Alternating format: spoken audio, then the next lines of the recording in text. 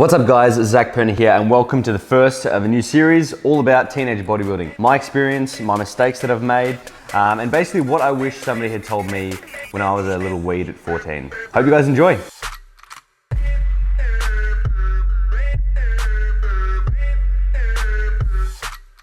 Who's kidding who? I'm still a weed. All right guys, so basically I've been getting a lot of questions about teen bodybuilding and a lot of kids that want me to make a video specifically on teenagers trying to get to the gym, lose weight, build muscle, boys, girls, whatever you identify as this table, then fair enough. But anyway, I decided to make a whole series on it because there's so much to cover and I thought essentially a lot of people are just gonna say, what are you talking about? It's the exact same. But it is and it isn't. I mean, the principles are the same, the fundamental principles, but it helps having somebody tell you the specifics, and especially with my mistakes of what I've done, what I wish somebody had told me, and also just specific to your situation because school's different. It's different because you have certain times that you can eat or can't eat or train for that matter. Generally, you're gonna be new to training. You might still live at home, so you're gonna be eating at home. There's a few different variables that I think make it just a little bit more complicated. So I'm gonna try run through all of those basically. But make sure you subscribe to the channel if you haven't already guys, because I'm very keen for this series and I really want you guys to get massive as well. So before we get into any of the specific mistakes I was making, let's have a look at some photos. We'll get some old throwbacks up. So here's me at about 16 or 17. At this point, I was pretty addicted and I was cutting now. So I was trying to get lean and I was pretty skinny as you can tell, but I still loved it and I was still going every day. Now here's young curly-headed Zac lifting the stack on the tricep extension machine with very little triceps. I remember I saw this photo when he took it and I freaked out because I saw a couple of feathers. See, genetics, it's just weird. But still, my form would have been pretty hilarious to say the least. Calves are looking strong there too. And here's my first ever lat spread, I reckon. So at this point, the size was starting to come on because that's all I was doing was training and eating. And my body was just responding pretty well to just weight training in general. Fast forward, probably another year or two, we've got a young Miley Cyrus here, just checking out the serratus, seeing what we got. So at this point, I thought I was pretty shredded, things were looking good. Now, even further down the track, probably another year, I obviously reached the pinnacle of dieting and I got down to that rabbit status. And this is gonna segue right into my mistakes. I've felt quite big here. I thought I was quite big, but now I can look back and I see that I was very skinny. And this was just simply because I was dieting too hard.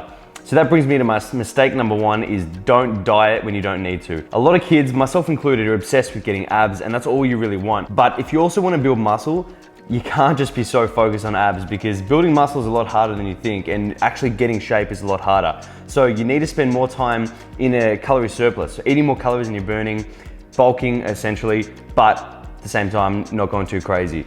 So many people are obsessed with dieting and getting abs that, like me, I would diet all the time. So my bulks would only last a couple of months at best, maybe 3 months. Then I got sick of being fat, and so I would diet again. And all that was doing was slowly losing muscle on the cut, and I actually didn't have enough muscle mass to begin with. So a lot of you out there might feel like you're skinny fat, and you really want to get lean, but at the same time, you don't have the muscle mass. It's gonna make it so hard for you guys to get abs, because I'll chuck a photo up here as well. When I was dieting, I tried to get abs here and I didn't know why it wasn't working. And now I can see that it's because I was eating nothing and it's because I didn't have the muscle mass there to begin with to actually, to show through. You know, I had maybe this much fat covering my abs, but there was nothing there. The abs weren't blocky, they weren't built. So I should have just prioritized weight training and left it for a year or two and then I could have revealed it later. So that's mistake number one is don't diet when you don't need to. Mistake number two is don't over bulk.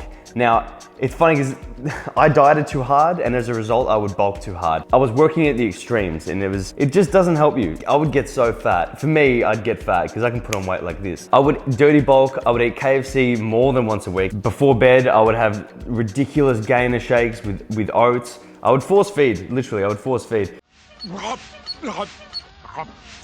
This was good in a way because it let me push my body. I knew that I was pushing my body physically because I was eating so much and I didn't want to leave any stone unturned. But at the same time, I was overdoing it with the wrong foods. I wasn't eating clean foods for the most part. I was dirty bulking when I shouldn't have been. My body, I don't know how I was processing all of the food that was coming in. More. I probably felt bloated, I'd say I would. My body wasn't running smoothly or efficiently and I probably would have felt like shit. Thinking back, if I had known better now, I'd figure out the foods that agree with me, like rice and certain meats, and I would not eat junk food. You need to eat healthy food, guys. Unless you're like really, really skinny and you can't possibly eat any more calories, then by all means have gainers, eat fast food if you need to, but if you're just an ordinary bloke who's trying to put on muscle, you don't need to eat like a dickhead. You can get your food in through clean sources and you'll feel better and you'll perform better. Yeah, I never took fat photos, I hated it. All right, check this one, 83 kilos, which is nearly what I'm at now. And this was 2013, that's crazy. I'm gonna cut out the bottom part because I'm wearing undies for some stupid reason, as if I'm ever gonna use that. That looked weird. Undies in a tea bag. King. I had no visible abs whatsoever. Body fat, I'd estimate around 18 to 20%. But at this point I was training pretty hard. I was going every single day, probably overdoing it, and I was eating everything in sight. So it wasn't good because then when I diet away all the muscle mass that I probably put on, all the additional. And because I need to be in a diet for 20 weeks just to get abs. So it was very up and down for me. And that's one thing I really want to emphasize to you guys is just don't have these crazy bulks, crazy cuts, because your body's just doing this and it'll leave your metabolism pretty cooked, and you're also going to be so frustrated all the time.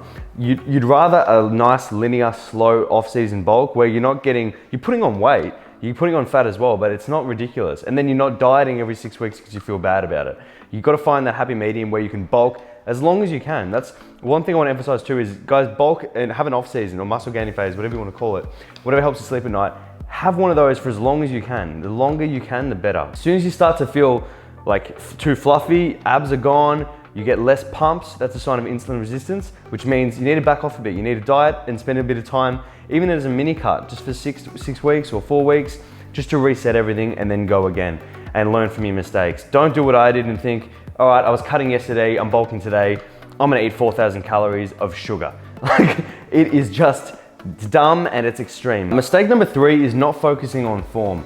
So I would go in the gym and we were very focused on just pushing weight, which is great, but if you're pushing weight with bad form, all you're doing is potentially injuring yourself, and you're changing the exercise. For example, a dumbbell bench press. I got up to 45 kilos at my first ever gym. Must have been 16 or 17. I would hate to see a video of that now. Like, it'd be hilarious. I'd probably just do this, just doing these ones.